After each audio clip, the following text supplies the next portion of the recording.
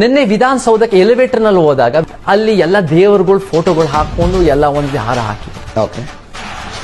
Police ಸ್ಟೇಷನ್ಗೆ ಹೋದ್ರೆ, elementary government ಸ್ಕೂಲ್ಗೆ ಹೋದ್ರೆ ಬೇರೆ ಬೇರೆ ಸರಸ್ವತಿ ದೇವರುಗಳು ಹಾಕ್ತಾರೆ. ಓಕೆ.